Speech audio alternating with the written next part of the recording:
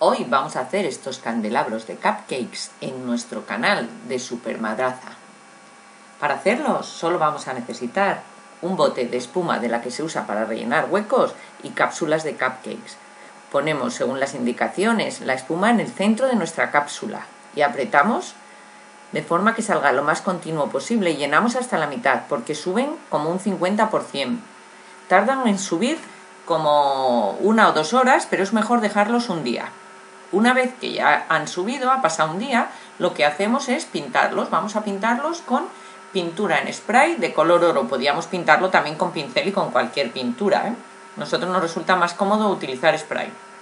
Utilizamos la pintura en spray y antes de que se seque le echamos también un poco de purpurina. Siempre para Navidad mucho brillo. Bien, pues ahora para hacer el cupcake de la vela larga, lo que hacemos es recortar un poco. ¿Veis? Esta espuma se puede cortar bastante fácil. Y ponemos la vela que vamos a poner, apretamos con cuidado hacia adentro.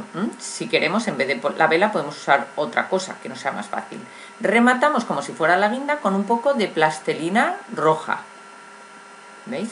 Ponemos un poco de plastilina roja en mitad de la vela, arropando a la vela, para imitar nuestra guinda. El otro, el que va a ser con velita incrustada, lo que hacemos es tomar la medida y marcarla. Una vez marcado, cortamos con cuidado, se corta muy fácil y quitamos este trozo, probando que en él nos quepa nuestra velita para que ajuste bien. Bueno, ahora hemos puesto un poco de cola blanca alrededor, ¿veis? Con un pincelito hemos puesto cola blanca y ahora pegamos pequeños pomponcitos. Podemos pegar cualquier otro confeti, Nosotros hemos usado estos pomponcitos que vienen en paquetes de 500. Vale, pues ahora solo nos queda poner un poco de cola blanca alrededor de la plastilina roja para que parezca el brillo de la guinda.